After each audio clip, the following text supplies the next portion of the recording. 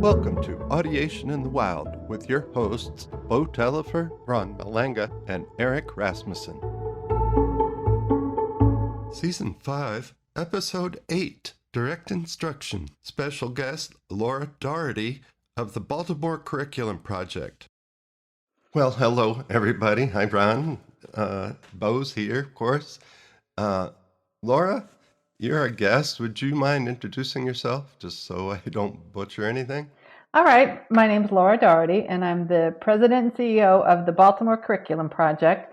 We're celebrating our 30th year here in Baltimore, and we got started because our founder, a woman named Muriel Berkeley, was tasked by a foundation with either finding or creating a curriculum that would teach all of our students to read. And so she was ready to write a curriculum, but she was diligent in doing her research. And in her research, this was in the mid-1990s, and her research came across, of course, direct instruction. And she learned about that, and she called Zig, and Zig Engelman said, well, I'm not going to talk to you about it until you go see it. So she got on a plane and went to Sandy, Utah, I think it was Sandy, and saw it in action, and then came back and said, all right, we don't need to write a curriculum, we just need to use direct instruction. And so she did. She got us started in 1996, and she went around to various schools and talked to them about what it was and what it wasn't, and asked if they wanted to do it. And first she started with a couple of schools, City Springs. There was the famous Battle of City Springs, which was a PBS documentary that showed how hard it was to get it going in a school that was probably the worst performer in Baltimore. And at some point early on, she had 22 schools that had opted in, like the staff voted for it, they wanted it. Baltimore City Schools actually made their own direct instruction area with a direct instruction superintendent, and they were off to the races. And it went like that for many years, but then, as you know, leadership at city schools changes frequently, and things come and go. So the DI area faded, but the Baltimore Curriculum Project kept going because we were able to convert our schools that wanted to do it into conversion charter schools. So they operate as a local school. They all have their attendance zones, and they let in all of the kids from their attendance zone. And then if there's any spaces left, they can let kids in through a lottery.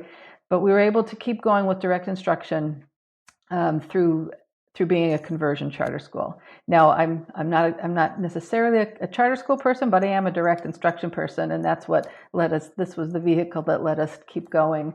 And we think it's the best of all worlds because we're still part of the system. We still serve neighborhood kids, and we get to do our own curriculum and programming and training and professional development. Mm-hmm.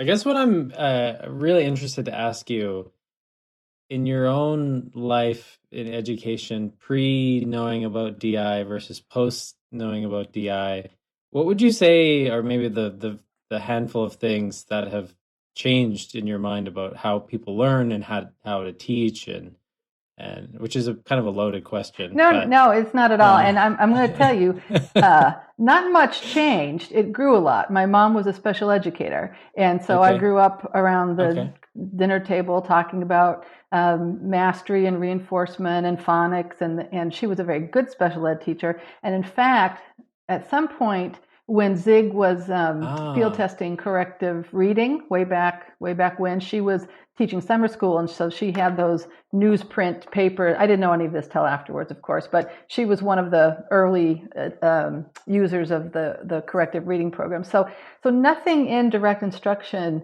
was counter to what I thought and knew from my own mom, and it just made sense to me. Like when I went to the University of Oregon in a conduct disorder program, and that was great. I loved it. But while I was there, I got to know Jerry Silbert and Doug Carnine in that group, and it just made such complete and utter sense to me on how kids learn, how we teach reading, what is necessary. And so I I just jumped in with both feet. Which I think is a very maybe rare and interesting experience, because many teachers that I come across, when they're first exposed to a lot of the ideas in DI, it's almost it can be very challenging to the things that they've been maybe indoctrinated into, or less aggressively, maybe just that seem intuitively correct but don't actually make sense when rubber hits the road.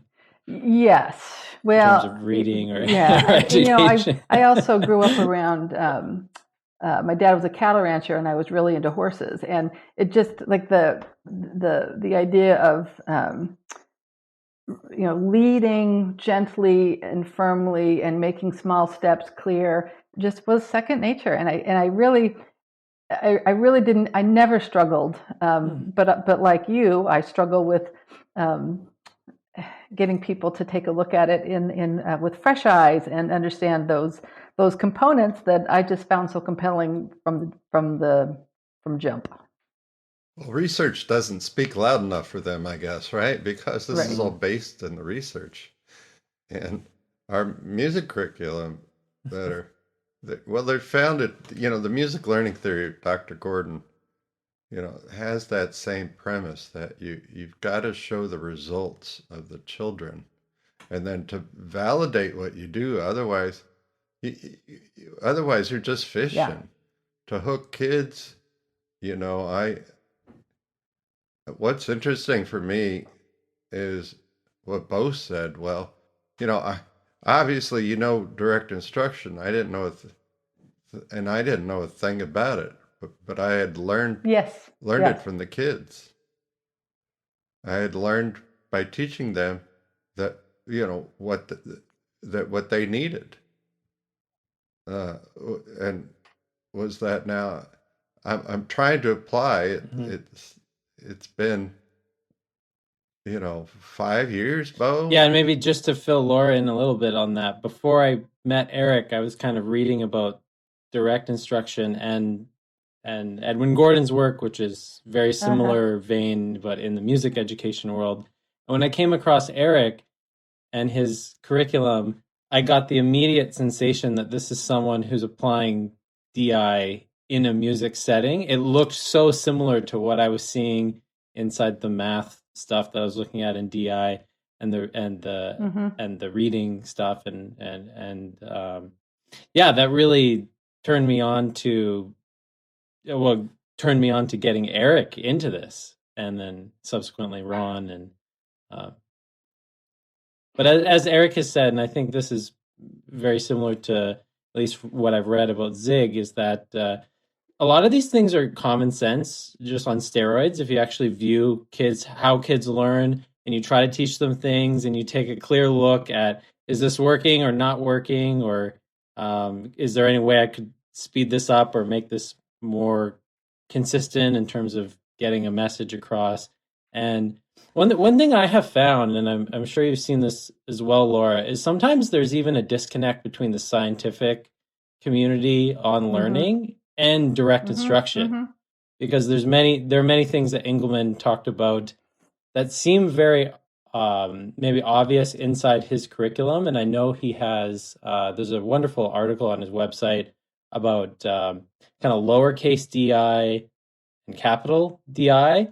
And I always found this really interesting, because when you look at and I'd love to hear what you think about this, but when you look at maybe a DI curriculum that was made and iterated on, versus just trying to take bigger picture principles that don't look at a specific curriculum. So sometimes people will say, oh, we need to be using phonics, or we need to be spacing instruction, or we need to be interleaving things.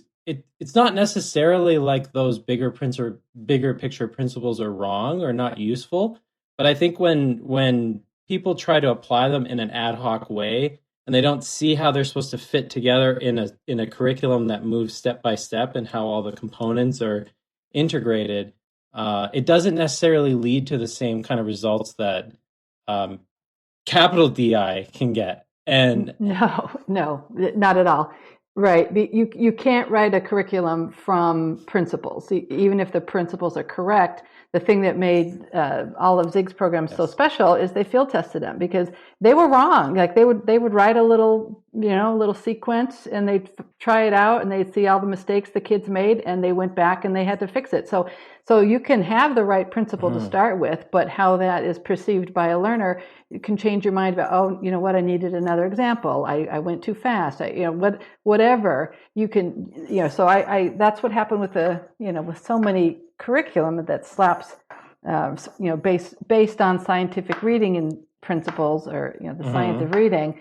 They had all those big ideas right, but they never once tried them out with actual kids. And so what you end up with in your hands is not effective. It's maybe more effective than whole language, but not, you're still going to lose a lot of kids. Exactly. And I think this is the exact thing that many music teachers are dealing with. They get a 4-year degree in music education and they know about some of these big picture principles and they've written papers on them and stuff. But then when they sit down in the classroom, they don't have a repeatable process that they can actually deploy. They don't have a curriculum that makes sense as like an engine that's functioning. And that's what I noticed in Eric's curriculum is he had actually field tested the same set of things and songs and principles with many groups of students, and over the years kind of weeded out what doesn't make sense and what makes sense. On the other hand, when I started to look at the principles of direct instruction and going through Zig's book and really just try to digest everything that I just really knew things from experience, but not technically about everything that went into direct instruction. Boy, I had the hardest time and have had that, that hard time since, just trying to, so now I've gotten to the point where, I've got to script, what I need to do more and more before. Yeah, so you were learning from your kids on how to make adjustments. Yeah, I just go in and experiment and see what works, and if this works, so I kept that, and this works, then I did that. But if I'm going to be super effective, I can't guess anymore. I have to actually piece everything out, get specific to get, to be consistent. And it's a long haul. It's a little bit of a beast. Yeah, and you've probably learned to welcome kids who make mistakes, because that you learn from them. Absolutely. I like to talk about false positives. Kids who learn no matter what you do. Then people start thinking, oh, well, this works for these kids and this works for those kids.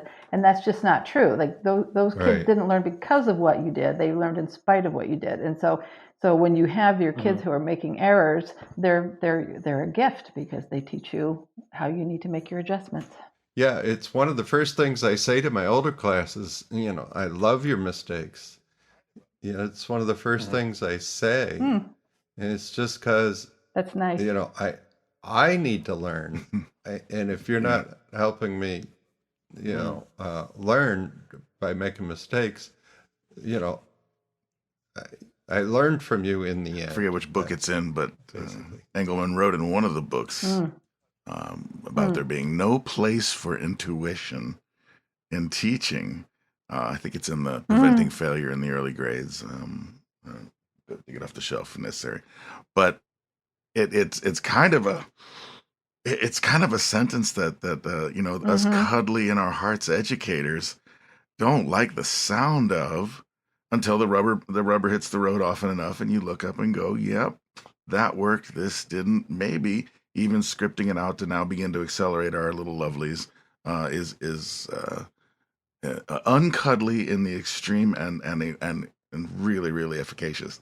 And I think it's a hard battle for some teachers. I know there are, within our school, I won't speak too directly about it, there's an entire reading program that shall go unnamed that obviously copied the scripted elements of Engelman's work, but without the underlying principles of organizing the material to be. And And well, yeah, you just said the results I've seen, and I'm just the music teacher saying you might want to take a look at this and that, and then I just kind of have to back off of my soapbox and go back to trying to Engelman/Gordon my kids. But the side of learning from the kids with their mistakes, I think if teachers see that over and over and over again, maybe they begin to suggest, what Engelman could say very forthrightly, that no place for intuition in teaching.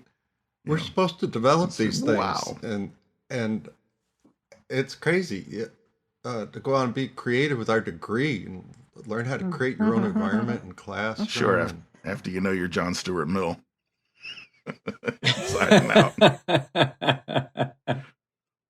Laura, I'm curious what your experience is with teachers at teachers that are inside the schools that you're involved in. Do you find that they find the organization of DI, like maybe with scripts or just the structure being very clear? Do you find that they find that supportive and beneficial for their own careers, or do they feel like they don't have enough autonomy as teachers? Because I think that's often one of the fears. Like whenever I've brought DI up to people, some teachers feel like it's going to strip their ability away to just do what they want to do in the classroom, and they often perceive that as almost a big negative. But I guess the reverse side of that is the structure can be very supportive, so they can do their job. Right. Effectively. When teachers have been teaching without direct instruction and then they come into direct instruction, even though emotionally they may think they're not going to like it at first, then they say, this is a really good tool. Wow, my kids are really learning. And in fact, at one of our schools right now, we have a woman who's in her first year teaching math and in the middle school. And I don't know that there's anything more difficult than coming in and teaching middle school math as a first year teacher. So she's learned a lot. She's tried really hard. But in talking to the principal said, what would you think about teaching ELA next year, English Language Arts, in the 5th grade using direct instruction? And she said, well, let me take a look at it. So she went into a 5th grade room and saw the materials and said, this is exactly what I need. This is she was thrilled at the idea that she would have a tool in her hand that took her step by step, day by day, on how to get these kids moving. And she was ecstatic over the idea that she would have something that was, well, we know is effective, and that she would have in her hands to make the kids successful all year long. It sounds freeing, actually. Yeah, it is freeing in a way. So middle school math not using DI then? Right. They don't. They have one program for upper levels called Essentials for Algebra, but it's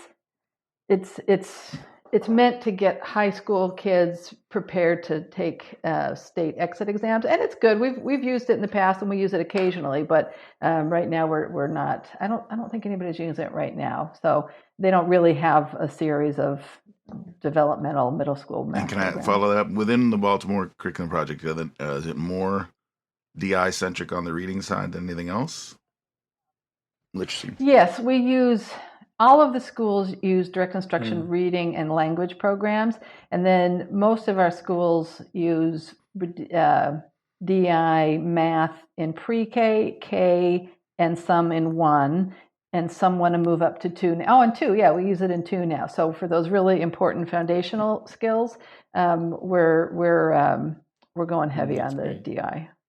Yeah, one of the reasons I asked that question with teachers and the freedom and the structure is one of my best friends is a elementary school teacher in the Vancouver district in Canada. And I've seen him as he got his teaching degree and then started teaching, and what I perceive from him is for lack of a better word, just a lot of stress in terms of having to be a curriculum designer. It seems like quite an unrealistic expectation that's being placed on many teachers, where they're not only having to do the teaching and learn the skills of how to be with the class and manage the class and present material, they're also tasked with this ability to design curriculum that they see, at least in Vancouver, I'll speak sternly about this, they seem Right. wholly unprepared for.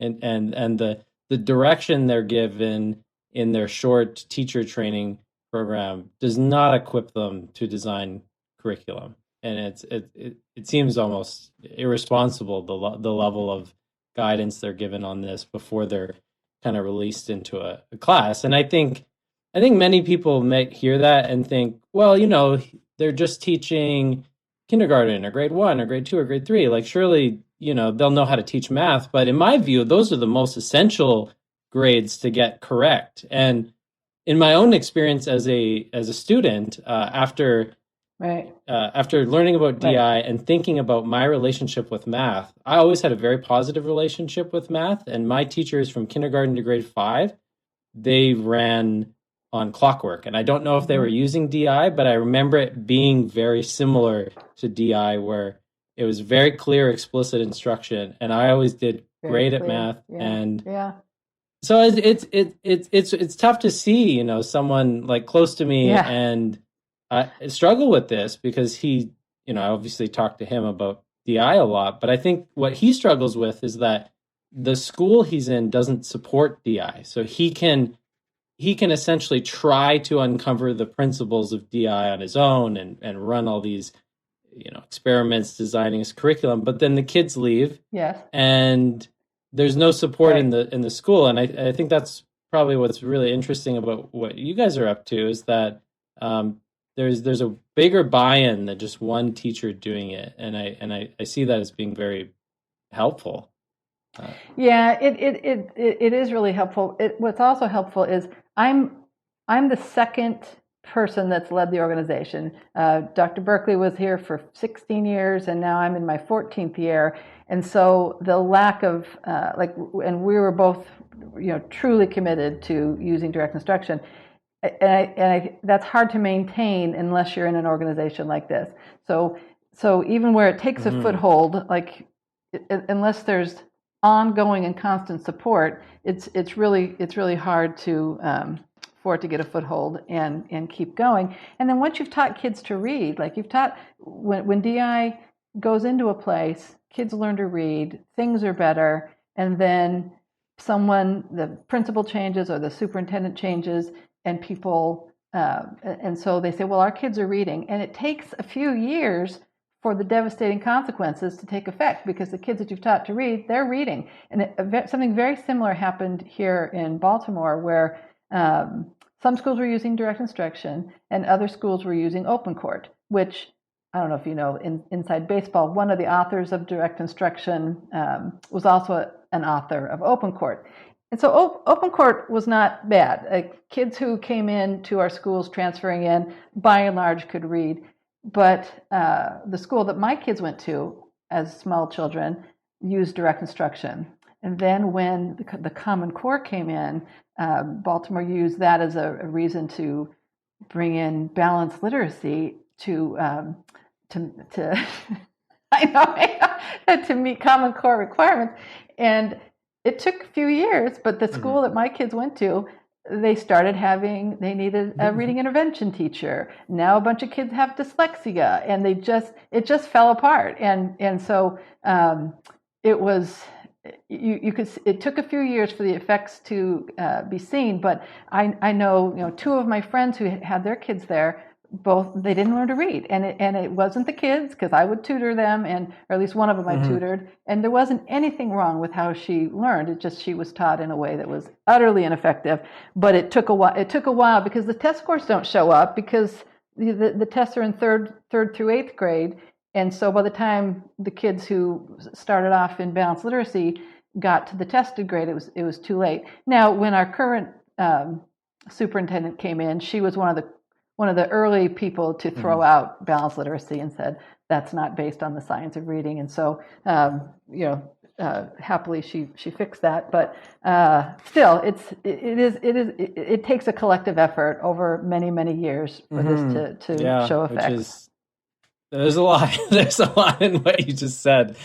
One of the things I'm very happy about just being a private music teacher is I often have the same students for many years. Like I have some students I've had for 7 years, and I have full curriculum control basically. There's no agency reaching down and saying you have to teach this and this. But interesting. I got an email this morning from a parent, and they sent me an assignment that one of my students has been given in their public music school program. And so she sent me the PDF of the assignment and how it's being graded in terms of like not meeting expectations, kind of meeting expectations, proficiency, and exceeding expectations.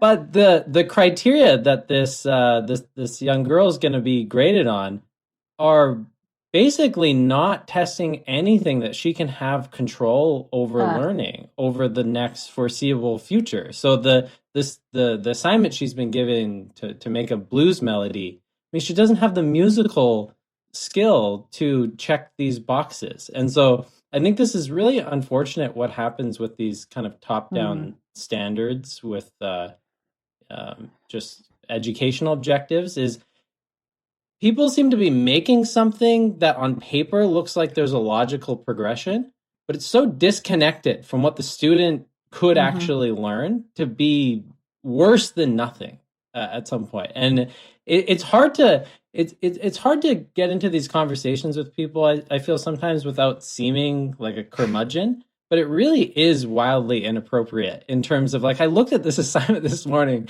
on this email and I'm like, oh my goodness, like for me to actually put the ducks in a row and take her one step at a time, this is an assignment that could take a couple of years to do properly. And, she's got to have it ready in like 2 weeks. And so now in order for us to do something that she could hand in, I basically have to spend time getting her to pretend to do skills she can't actually do. And it's even a further waste of everyone's time, which is, and I think, I don't teach math or English or anything, but from what I've read, this is really the same problem that's going on with other fields of education. These kinds of ridiculous standards that have no bearing in what a student could progressively learn. Yeah, I see that a lot in the math standards, where so much of the what is tested are in the 3rd and 4th grade multi-step story problems that take a level of analysis and sequencing that a lot of it's just rather inappropriate. And so the kids could have the math skills and they can certainly do 1-step story problems, but then 3-step story problems where they have to first figure out how many times the person went around the track and what their rate of speed was, and then multiply it. Well, what if they went 5 miles? I mean, it's just like an endurance test as much as anything else. And some of that, I mean, it's absolutely appropriate for kids to know how to do story problems, but what's being asked of them, I find sometimes to be inappropriate for their age level. Do you think? And by the way, Beau, you can't be the curmudgeon of the group. You're the young one. Eric and I are the curmudgeons. With all the sort of mountain of sort of scandalous things from the small scale scandal of like Beau just mentioned of inappropriate blues assignment to the things that Engelman outlined in what was the book with the fabulously depressing title, Teaching Needy Children in Our Backwards System, 42 Years of Trying. Boy, you read that one. Yeah. Read that one. I see that right now. Yeah, Teaching double needy bill that with Splendor in the Grass as a movie night and just slit your wrists. But with the sort of, we're not going to get there in education through sort of scandalous stories, it seems. The downslide after a school, the roller coaster that City Springs must have been on over the last sort of whatever it's 30, 40 years of its existence, however long that's been, and presumably where you guys are now that makes yesteryear look bad, and then it came up and came down.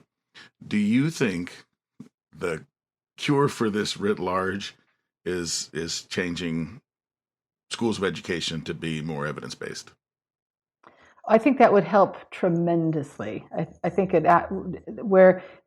college professors have so much power over their students, and and if the people that all of these young, well, not always young, but they come in, they want to learn, they admire these people, and they're told things that aren't true. It's very hard to undo that. So I definitely think that's a piece of it. And then, where we do see it most effective is when you have really good coaches in the building, because even you can put a good tool into somebody's hand, and if they don't use it correctly or they don't get feedback on it and help when they run into problems, then it loses its power. And so being being instructional coaches over the teachers, but we're over the wrong term, but willing to supporting assist the teachers.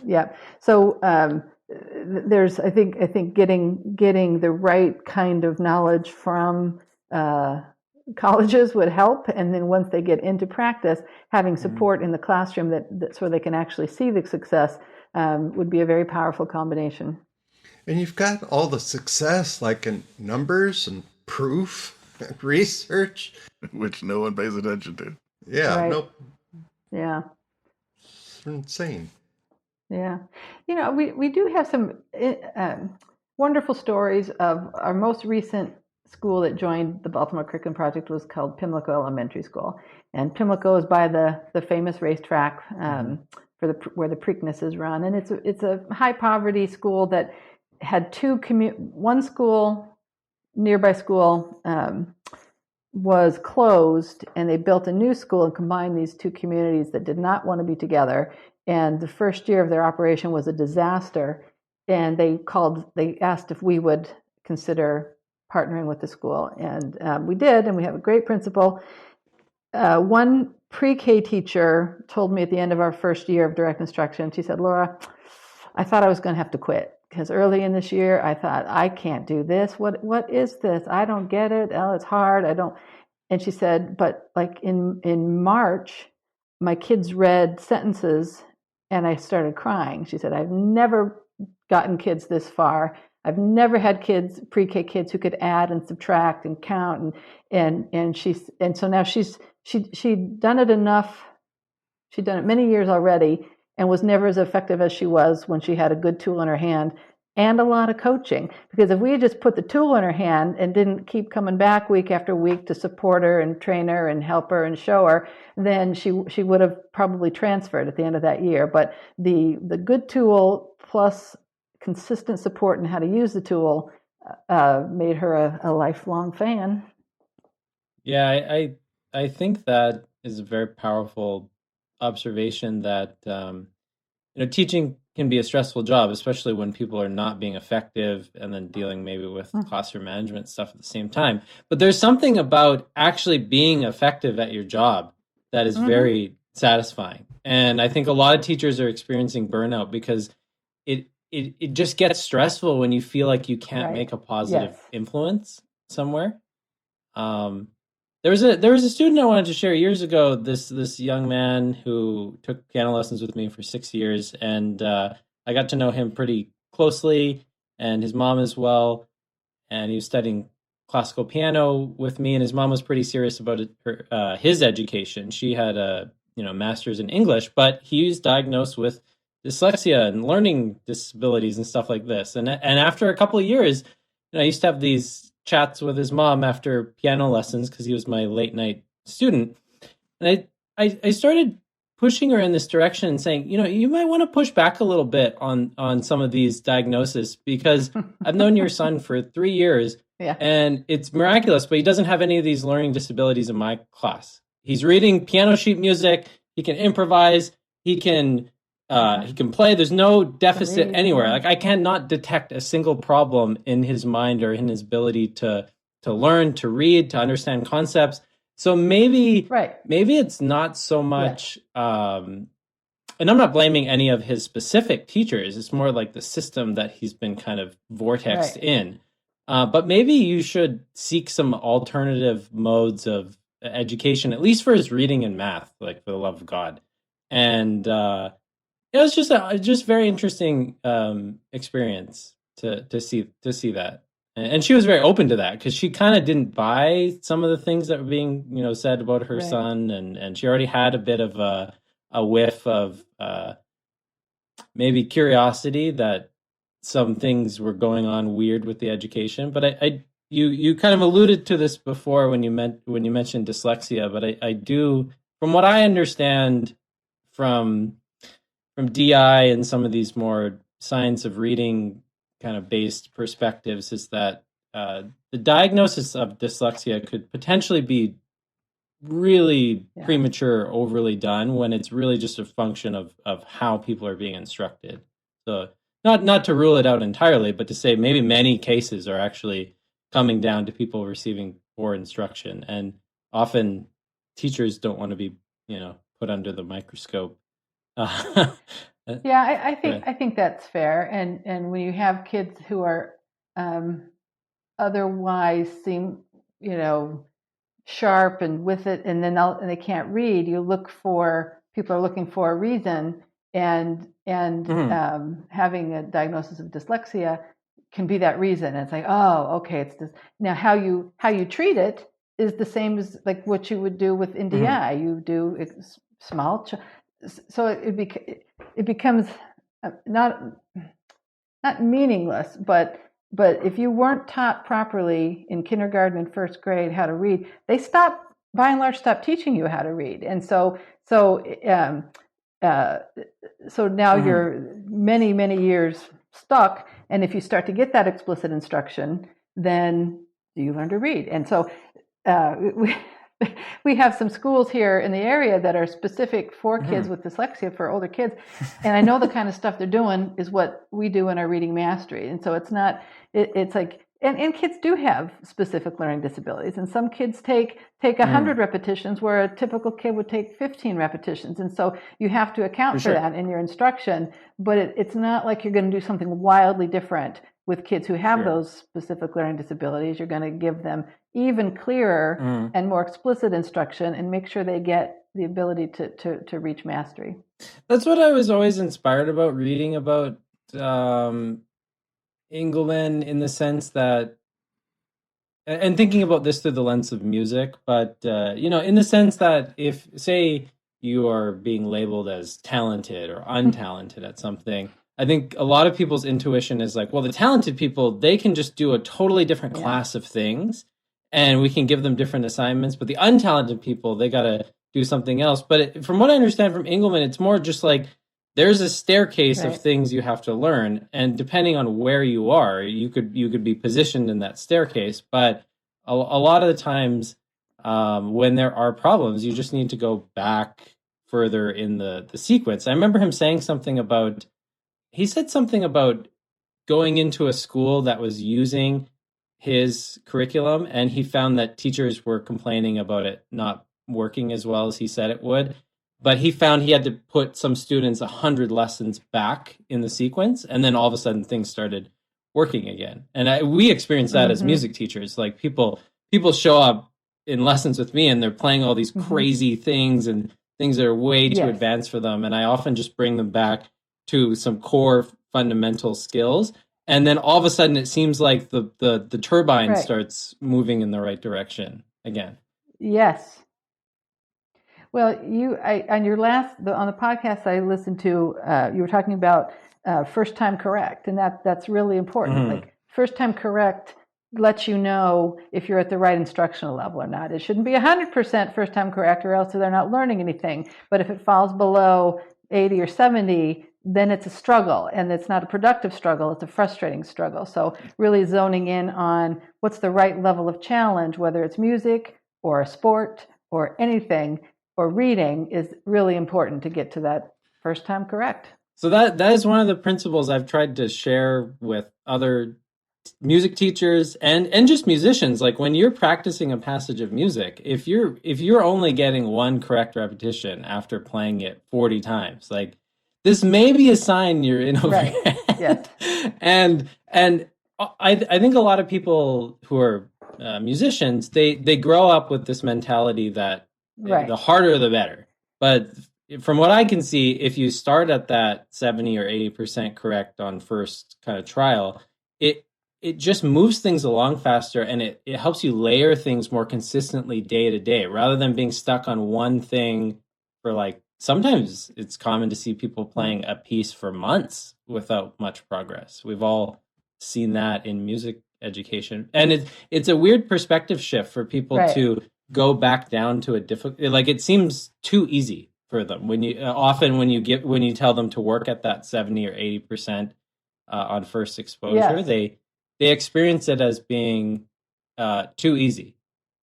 Until they have kind of wrapped their mind around how that works. That brings me to, that reminds me of an article that came out in the American Educator many years ago. It was Kirshner, Clark, and Sweller, and it was something called the case for explicit instruction.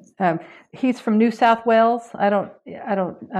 I think is he the cognitive load theory probably guy? I'll email you a copy of it when we're done. But it talks about expert learners and novice learners, and I think it's true in everything. When you're a novice learner, you need the explicit instruction. You have to build a degree of fluency and ease with the basics, and then once you get pretty good at stuff, then you can start riffing. Then you can see connections and be creative. So when you're an expert learner, you already know a lot, and now you're a grad student and you can start to have your own theories and hypotheses, but you know a lot. You had to get to that level first. And I think part of the problem is the world says, oh, here's what really educated smart people do is they hypothesize and they create and they do. So let's push that down into kindergarten and just start those geniuses earlier. And that's not how it works. You have to know a lot before you can start to really come up with your own stuff.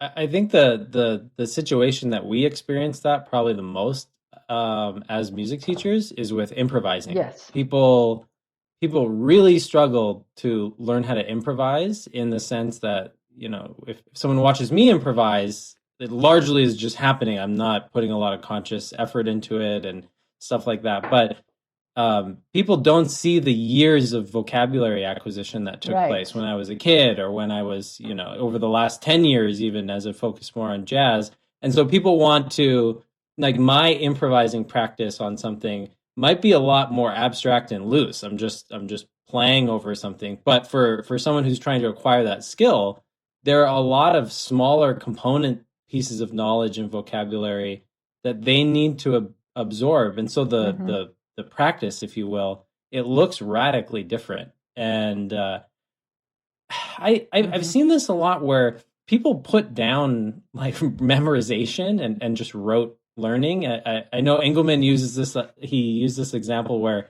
when you learn to count to 10, there's really no other way. It's just by rote. 1, 2, 3, 4, 5, 6, 7, 8, 9, 10. There's the numbers just come in that order, and at some point it has to be repeated a little bit. There's obviously conceptual connections that have to be made between those numbers and what they represent. But in music, there are some things that just have to be done by rote. If you're learning to sing a pattern, there's really no. It just has to be imitated at some point, and there's a place for that in the learning. But I find often people want to they think that that's bad somehow. Like it's not big enough in terms of the conceptual jump. It's not abstract enough. The rudimentary skill gets almost looked down on in some way. And I think that's kind of what happens with people that aren't a fan of phonics instruction. It maybe looks too atomic. And we can't learn to write stories from learning phonics, and so And where does that come from? Why do we devalue the rote components of learning? I mean, even to take it to the educator you mentioned, and you're supporting her. She's got the tools. She switched to ELA. I think it was English language, and you're supporting her. She's got a kind of rote moment in terms of her own learning as an educator. Why do we devalue that which needs to be explicitly taught over the things that we begin to infer as combinations of concepts? I mean, because Beau, you said it's almost devalued, and I'm like, it's shockingly devalued. I find. You can see it on you can see it on YouTube titles. It'll be like, jazz guitar lesson, no memorization required. As if it's a it's a feature and not maybe something to be suspicious about. Uh, And all this, all this mishigash, goes to, teachers who they aren't satisfied, right? And you come away and so I'll tell you, I mentored in Baltimore City Schools, mentored the music teachers for 15 years, and I've been in every one of your schools at least 20 times. And wow, that's pretty wild. And we were funded by the Texaco Foundation, right? And partially at least, or a good part. And because of the music, we thought that we would help everybody get smarter. So they'd be smarter. How did anyone miss that? Math and language. And my mentoring was supposed to do that. Right. And here I was mostly just being a psychologist, for my music teachers and just helping them survive. And then, 5 years later, the rate of people, that's one of those high needs. Turnover was at least 80%. It's just ridiculous. And it's devastating. In some years, it was worse. Wow. Right? And then another year, they would hire 5 teachers and there would be 30 spots. So what do you do? And so then there wasn't, there really wasn't anything, for these children to get music. And when they did have music, I've got a teacher who's a shell of herself or himself and really can't function. Yeah. You're just trying to, live mentally in a space because they had not enough support. And I was overwhelmed. I was spread thin. I wasn't going to make it very much longer as a mentor in that kind of environment because I wasn't making a difference. Because they're not being successful every day, which is a tremendous source of stress to go in and face a day of problems. So it is up to schools need to provide support. And to me, some of the hardest things to teach are the arts because people think they're fun. And so people who come into the profession might be a good artist, they might be a good musician, but they haven't had the training on how do you teach your expectations? How do you develop routines? How do kids get help? How do kids do? And it just becomes kind of a chaotic situation, and they need coaching. Like our coaches coach the non-DI teachers as much as they coach the DI teachers, because that you could have a gifted artist who doesn't know how to lead children. Well, I've definitely realized that. I don't know, Eric, how long we've been talking weekly on Zoom for hours and hours, but even though Eric's not necessarily like observing me in the classroom teaching, which would probably be a good idea at some point, but even just through our conversations, which for me have functioned like a type of coaching, it has made me a lot better at teaching. Just the ongoing, consistent dialogue about like, what's important and me, we'll share what we're doing in the classroom, and that's been invaluable. Yes, that's right. Everybody gets coaches. The best in the world, right? Yeah. They get coaches, the best in the world. The Olympic athletes. It's crazy, right? Yeah. So if you're not, with a coach, there's just so much farther you can go. So Laura, I want to tell you a little bit about my situation. So I've been scripting. I don't know if anybody else is doing this, but I'm writing scripts. I do one thing and I do something else, and I come back to the one thing to add something or do something else, and you just keep going back. And let me explain maybe this way. So the first thing, is a melody, and that melody's made up of tones, right? And no, I don't know that. Notes no. And the rhythm. So anyway, this is a very basic thing. I'll play a tone on one instrument, and I say, that's a tone. And then I'll sing a tone, or I'll ask the kids to sing a tone. And, that's good. That's a tone. Everyone sang a tone. Oh, that's good. That didn't sound so good because not everybody's singing the same tones. We're singing different tones. And so I call this, this yucky tones for my 3-year-olds. And, so I have yucky tones and then nice tones. And I go right way, wrong way later on too, which ends up being 2 ways to hear, something, right? Major or minor or something different. So that makes sense when you end here, and rhythms likewise, they have to make sense when they move this way. I'm trying to, as far as I know, I'm the only one that's really getting into the nitty gritty of this scripting. And the other thing is I'm teaching babies, toddlers, 3 and 4-year-olds in daycares.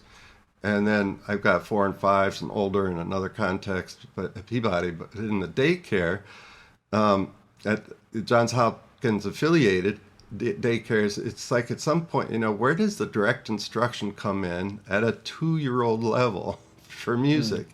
I'm like in this gray area where it's really interesting for me just to feed them all kinds of, I call them buffets, musical buffets. But you try to get them to understand, before you do, this is a meat and this is a vegetable or something. You do these little things and I'm really thriving. And on the other hand, I really don't know what I'm doing, other than I'm getting them ready for when they do have the readiness for direct instruction, like yucky tones, nice tones, yucky rhythms, and nice rhythms, like that. And, at least it gives them some repertoire and patterns and songs, I guess. Repeated exposures over time. Yeah, and it gives them a really basic foundation over time. And I've got a high percentage of my kids singing in tune, and they're like 3.5, 4 years old, and that's really kind of early. So, so what I don't know. It's part of it. I know what I'm doing a little bit, but I just don't have enough kids to do like formal research. Instead of dozens, I need like hundreds or something, right? So, yeah. The researcher that Eric studied with, Dr. Edwin E. Gordon, that wrote an entire monograph on discriminations of same and different and their impact on learning and aptitude and early aptitude and things like this. So it's kind of funny, Eric, to hear you say, you don't know what you're doing when what you're doing is precisely what your other guru gave you, is give these really, really, really foundational discriminations to the kids over and over again. And they'll start hearing it for themselves, and then the production mirrors that discrimination. I tell my kids. Yeah, I just feel like I got light years. Yeah, I want. That's exactly what I want for my elementary. Before I can Engelmanize everything, I just got. No, sure. I need more time. Yeah. Laura, I wanted to ask you while we have you. Because I do know there are teachers that listen to this podcast that are not just music teachers. I've talked to many of them. And if you were a teacher just out there on your own, not at a school that was DI kind of, mindful or supportive or anything, what would you do if you wanted to actually implement or get on a track to do something that was more DI related, even if it was just like putting reading in the classroom? Like what resources would you go after, or where would you go for coaching, or who would you talk to? Because If a teacher contacted me and said, "Hey, I want to use corrective reading in my 4th grade room," and my principal says it's okay, I would offer some training and some coaching that we could on a small scale. That wouldn't be hard. Outside of Baltimore, I think I would probably put them in touch with somebody national who might know who is using direct instruction. What I've found is corrective reading is in use all around the country because it's used to catch up older kids who can't read. It's an acceleration program. So if you have, for example, Pimlico is a pre-K through 8 school, but the 8th grade is middle school is a feeder school for a couple of other schools. So it just explodes in the middle school. So when the kids come to us in the 6th grade, we give them the corrective reading placement test to see if they need some foundational skills in reading. And if they don't, great. If they do, we give it to them. So corrective reading is used a lot. And I think you'll find direct instruction in quite a few special ed around classrooms around the country. So there's always a McGraw-Hill rep who might know where you could, who you could talk to in your area if they were interested in using it. And then you can read these books. Like I have this book right here, Direct Instruction Reading. It kind of lays out all of the components to beginning reading, as well as comprehension and vocabulary teaching. And if you're going to have to do it on your own, there's some pieces there. And then just for like, after a lot of time of doing this, with the beginning reading, it boils down to, do you know your sounds and can you blend those sounds? And if you know the sounds and if you can blend the sounds, then you have a good chance of success.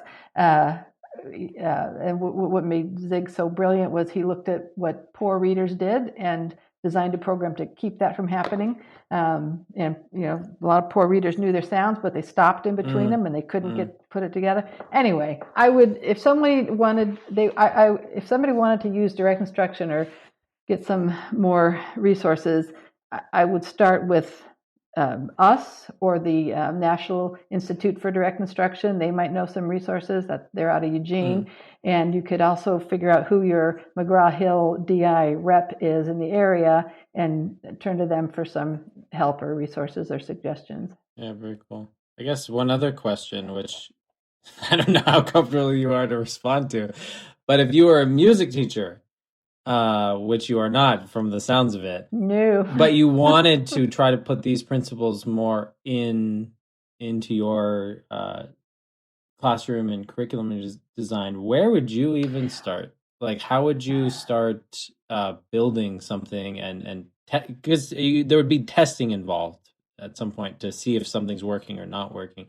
But I guess curious how you would even approach maybe building something from ground up. I think you guys are onto something. Like you read his theories of instruction, and you made the connection to how it is you're teaching music. So I think part of it is that understanding the underlying principles of learning theory, and I think Theory of Instruction is the best book because a lot of the other things out there are curriculum related, like to reading or math.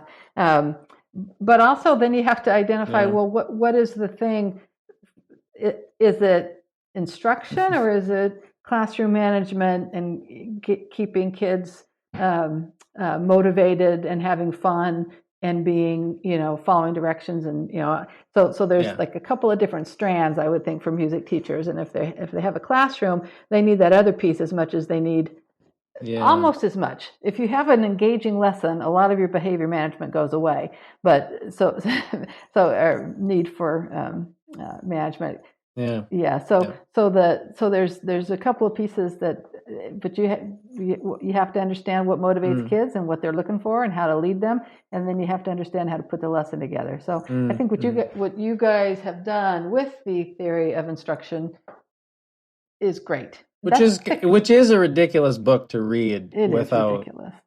Like it is. I feel like that book would have been really like if they or Carnine and England, if they just threaded in like one curriculum example throughout the whole thing, that would have been really. There are examples. The direct instruction reading does that. It'll say something I can't quite know what they mean, and say, for example, and say, oh, okay, now I get it. So Because I've mentioned to the guys here, there are parts of Theory of Instruction that I've read like 50 times. Right. Like there are little chapters that I've read that much because you have to keep going over to really understand what he's talking. And I feel largely okay, but it is kind of a ridiculous book. I think Engelman would then say that the three of us, Beau, Eric, myself, need someone to do the response locus analysis of what we're experiencing as we try to go through this. He should have designed a book that demonstrated those principles by small steps and repetition. Which is basically how I had to read it. I had to keep rereading a section until I felt like this is not a Sunday afternoon. My first foray into adjusting my curriculum to try to be more efficient, taking Gordon's ideas and blending them with Engelman's was just to take his book, the big seller, the 100 Teacher's Child to Read in Take 100 teach your Easy child to Lessons, read. and look at it as a particulate set of sort of Yeah, mass and yeah. distribution of practice. And Hmm. and even though That's I'm not right. teaching them, that sound. Yeah. I'm dealing with a pattern. I'm gonna interleave, and I Right. basically, if you saw my copy of Yes. it, I have all these patterns of music written in where his That's language cool. patterns are, and Yeah. trying to discover which ones are the easy and medium and difficult. And Yeah. yes, So Cam, you know Cam Taylor from New Zealand? He's a wonderful musician. He had the same idea, and I had the same idea with the 100 Right. teach your child to read in 100 less, just to try to get a feel for the pacing. I think that's what's missing from theory of instruction, is like you don't get a feel for how the whole thing is unrolled and how it actually feels from step to step. That part seems elusive without a tangible example. But yeah. You know, the teacher guides for the Signatures K program, they lay out the tracks and the repetition, and they're really great tools for like for example, a new sound is introduced every 3 to 4 lessons, and so if you look at the teacher guides, they're incredibly detailed, but more along the lines of what you're talking about, with examples of each of the pieces. So you might want to get your hands. I could probably send you one. Who wants it? All of you. All right. You'll have to send me your mailing addresses. Every hand in the classroom goes up. Oh, I definitely want one. We're all like, Sure. oh, that'd be amazing. Laura, I need to meet up with you. I appreciate this so much. I just want more advice on all of this. Yeah, this has been really wonderful. What I need, I think, would be a model for me as I'm writing. I need something other than. Yeah. Well, I'd be delighted. Yeah, I think that the big picture ideas I've gotten, from the theory of instruction, and trying to put that all into the ground roots, and everybody I see, I'm just trying to help them understand how important I think this work is. And this year, I really set a new world record using these kinds of techniques. Wow. I got a kid that's 2 months shy of 2 years old, and he's able to tell the difference between these two chords. Wow. And the two major chords in Mary Had a Little Lamb. And it's like, and it's just really kind of cool. And you don't know what they can do until you ask, right? And and what are we missing if we can't get that? What are we missing for the kids that are older? It keeps you in the inquiry. Well, you want to know how you can be better. That's a healthy inquiry. Which is a funny word to use for that. Yeah. Yeah, all the time. And what I'm doing, it works, but to me, I find it absolutely inspiring that you guys are taking this work and seeing the genius behind it, and how it can be generalized to all kinds of things. I love that. And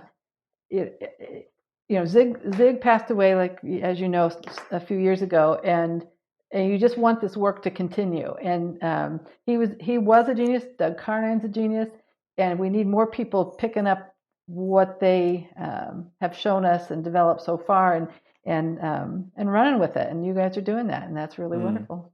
Yeah, it's almost just like Gordon, our guy, and he spent 50 years, developing, writing lesson plans out for everybody. Just do it this way, right? That's what's needed.